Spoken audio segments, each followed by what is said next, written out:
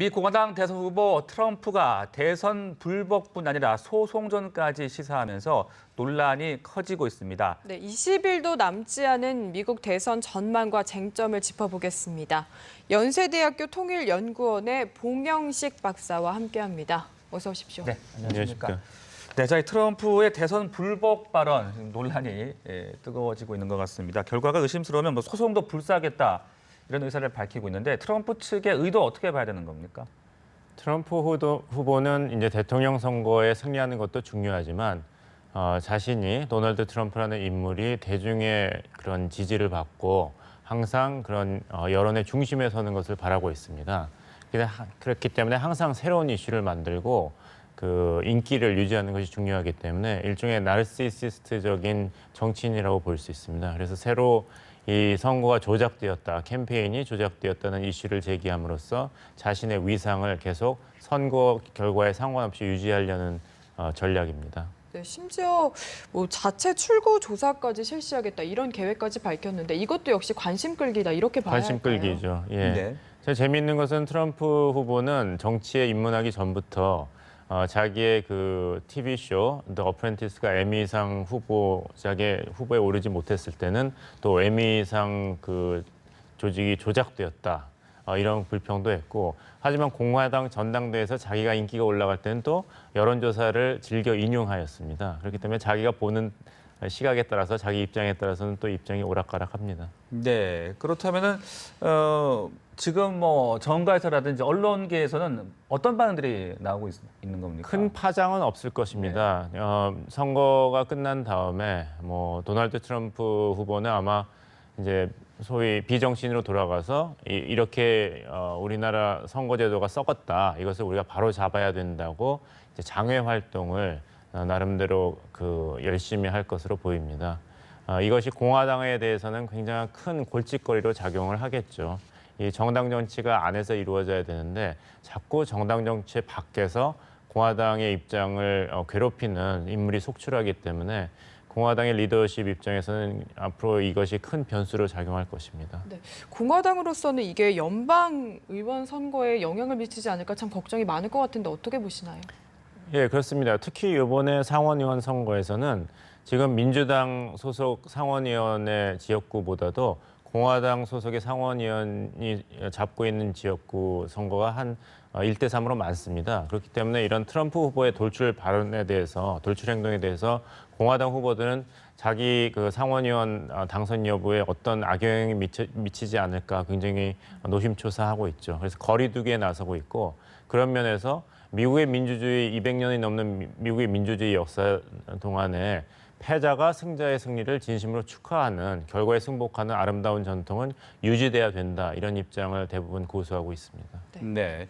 그 트럼프 측이 거론하는 것이 지난 2000년 미국 대선인데 네. 말이죠. 그 당시 엘고 후보와 조지 부시 후보가 초박빙의 결과였고 그렇죠. 재검표까지 하고 좀 복잡하지 않았습니까? 예. 그때 상황을 좀 설명해 주신다면 어떻습니까? 예, 그때 2000년도 선거에서 고 후보와 부시 후보가 붙었는데 플로리다 25명의 선거인단이 걸리는 플로리다에서 고 후보가 537표 차이로 졌습니다. 네.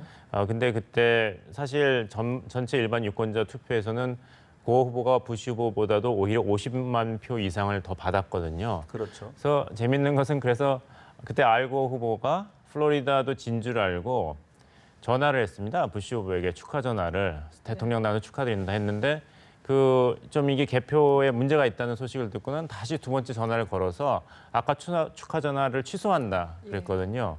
그렇지만 이 차이가 뭐냐면 이번 트럼프 후보와의 차이는 뭐냐면 이게 박빙의 승부가 돼야 됩니다. 네네. 이슈가 있어야 되는 것이죠. 근데 지금 상태로 본다면은 힐러리 클린턴 민주당 후보가 거의 한 선거인단을 360명 플러스 마이너스로 압승이 예상되기 때문에 아무리 이 선거가 조작되었다, 문제가 있다 하더라도 네네. 너무 그 승패 차이가 크기 때문에 그런 어떤 정치적인 주목이랄까 동력을 받기는 힘들 것 같고 네. 두 번째는 알고 후보는 연방 대법원에서 재검표를 중단하라고 이제 판결을 내린 이후에는 그 결과를 받아들이고 네. 이제 부시 대통령이죠. 에게 두 번째로 전화를 해서 축하한다 대통령 당선에. 그리고 이번에는 내가 다시 또 취소한다는 전화 안 할 테니까 걱정하지 말아라. 네. 이런 얘기도 했었죠. 네.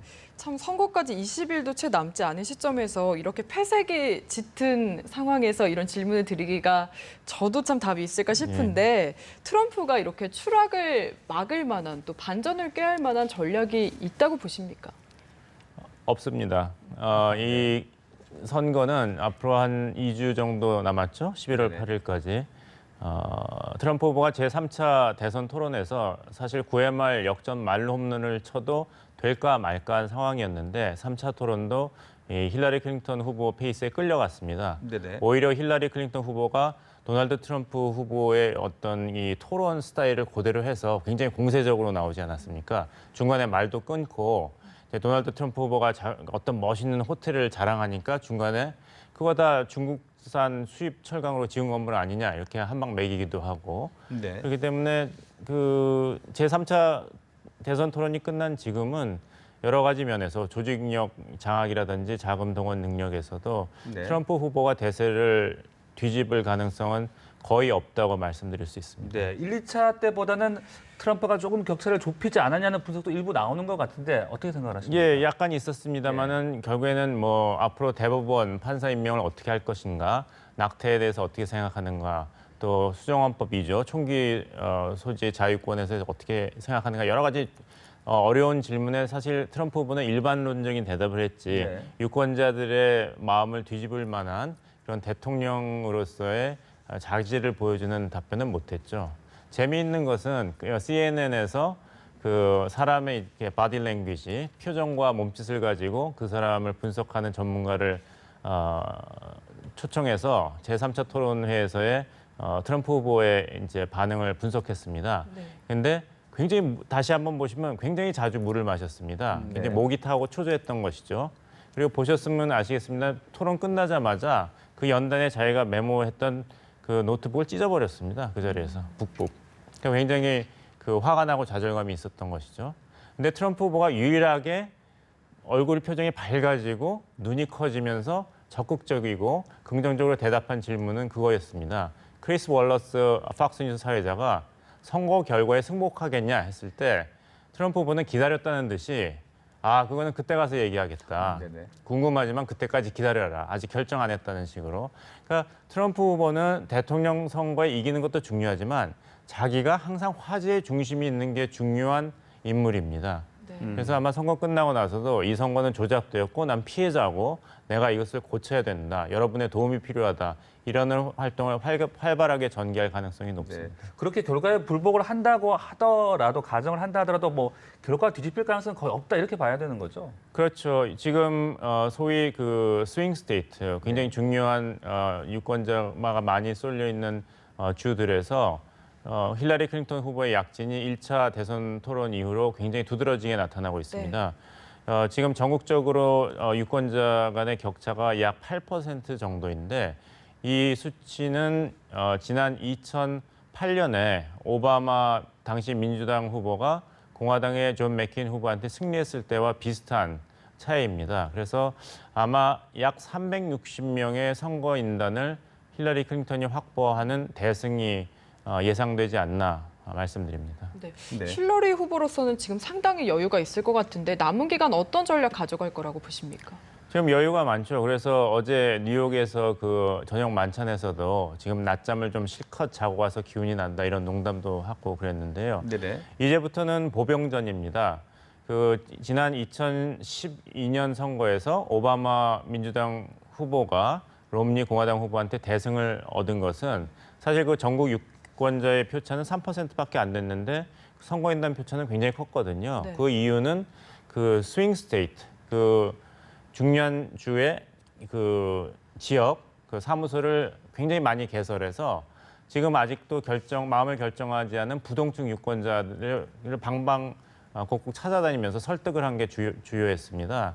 근데 지금 그런 지방 조직 단체 숫자를 비교해 볼 때 힐러리 클린턴 쪽이 자금력, 조직력에서 워낙 앞서기 때문에 네네. 약 3대 1로 더 많은 소위 선거 캠페인 인원을 동원하고 있습니다. 그렇기 때문에 여러 가지 면에서 볼 때 트럼프 후보는 지금 자기를 지지하고 있는 부동층에 맞는 그런 캠페인만 계속할 뿐이지 새로운 어떤 유권자 마음을 사로잡을 가능성은 적고 특히 여기서 중요한 것은 UC 버클리의 정치학과의 이태구 교수가 분석을 했는데 네. 아시아계 유권자의 중요성이 점점 부상하고 있습니다. 절대 숫자는 전체 유권자의 5.4%에 불과하지만 미국의 전체 인구 증가율이 9%인데 아시아계 미국인의 인구 증가율은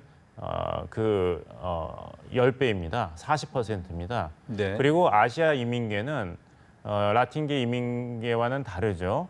불법 이민자가 숫자가 적고 또 고소득, 그다음에 고학력. 그렇지만 안보 정책은 보수적으로 공화당에 가깝고 사회복지 정책은 진보적으로 민주당에 가까운 앞으로 아마 이 대통령 선거에서 라티노 유권자라든지 흑인 유권자에 못지않은 태풍의 눈으로 작용할 것입니다. 네. 그리고 이제 두 후보가 가톨릭 자선 행사에도 참석을 했는데 네. 사실 과거에는 이 행사에 참석을 하면 좀 잠시 휴전이라고 해야 될까요? 예, 서로 뭐 예, 농담도 그렇죠. 좀 주고받고 예. 그런 분위기였다고 하는데 이번에는 서로 낯선 공방이 또 계속 이어졌고 특히 뭐 트럼프는 야유까지 받았다고 하던데 예. 분위기가 어땠던 겁니까? 예, 저는 그것을 이제 CNN 생방송으로 봤는데 네. 예. 뭐 꽤 재미있는 얘기도 많긴 많았습니다. 근데 워낙 두 후보가 세 차례 대선 토론을 겹치면서 워낙 서로 상체기를 많이 줬기 때문에 뭐 휴전하거나 이렇게 서로 좋은 메시지를 보내지는 않았고 마지막에도 그 논란 추기경이 주선을 해서 겨우 둘이 악수를 하고 헤어졌지 분위기는 그랬죠. 계속 냉랭했습니다. 네. 자, 그리고 또 이번에 투표율이 상당히 낮을 것이다. 지금 뭐 흑인과 젊은 층의 관심이 상당히 낮다. 이런 분석들이 나오고 있는데 투표율이 어떤 변수가 될 수도 있겠습니까? 지금 미국 유권자가 이제 2억 명을 넘게 되었죠. 이제 투표율이 낮아진다 하더라도 글쎄요, 워낙 지금 표 차이가 또 선거인단 확보 숫자가 너무 큰 차이가 나기 때문에 트럼프 측에서 판세를 뒤집기에는 어떤 투표율에 큰 영향을 미칠 수는 없다고 봅니다. 네, 알겠습니다. 네. 네, 지금까지 연세대학교 통일연구원의 봉영식 박사와 함께 미 대선 살펴봤습니다. 오늘 말씀 감사합니다. 고맙습니다. 네.